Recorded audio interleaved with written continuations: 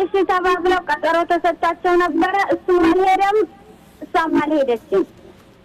አይ ማሻአላህ እናታችሁ ትፈልጋለች መኖር ትፈልጋለች ማለት ነው። በቀጠሮው ቀን ካልሄደች እሷ ትፈልጋለች መኖር ትፈልጋለች። ያው እሱ ስለዚህ አልፈለገም።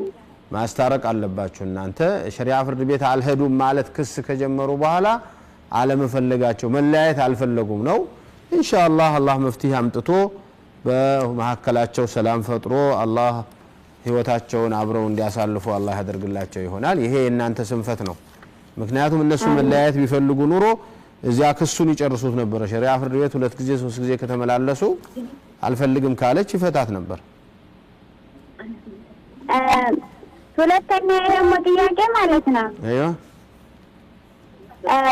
አንድ እህታችን ልጇ ወዳ ውስጥ ሙቶ ማለት ነው አስወርጂ ተብላ ነበረ። ልጇ ሙቶ መዳን ወዳ ውስጥ ሙቶ ማለት ነው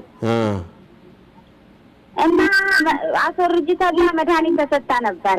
አይዋ ያንን መድኃኒት ስታስወርጅ ልጅየው ይሙት እንጂ እንትን ከእውነት ምናምን አለ ወንድና ሴት መሆኑን መለየት ይቻል ነበር በወቅቱ ማለት ነው።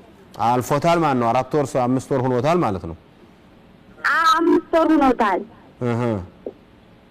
እና ለዚህ ልጅ ሐቂቃ መወጣት ይቻላል እንዴ? አዎ እሷም ንፋስ መቁጠር አለባት። ሙታል ልጅየው ሆዷ ውስጥ ማለት ነው። አዎ ሙቶ ወጣ ሐቂቃ ማድረጉ ተገቢ ነው፣ ይወደዳል። ጥያቄ ነበረኝ። እሺ ድምጽህን ትንሽ ከፍ። ሰላት ቆሞ ማለት ነው። ሶላት ቁሞ? አዎ ሰላት ላይ ማለት ነው። ያው ድምጽ መውጣበት ሰዓትና ድምጽ ማውጣበት ሰዓት አለ። አዎ አሁን አፍረ ሰዓት ማለት ነው ድምጽ አይወጣም እና ዙር ሰዓት ደግሞ ድምጽ አይወጣም። ማግሪብና ኢሻ ወይም ሱብሂ ይወጣል ማለት ነው። ሰዓት ማለት ነው። አዎ ከዚያስ እና እዚህ ማለት ነው። ጥያቄ ምን ላይ ነው? አይ አሁን ማለት ነው በቃ ያኛው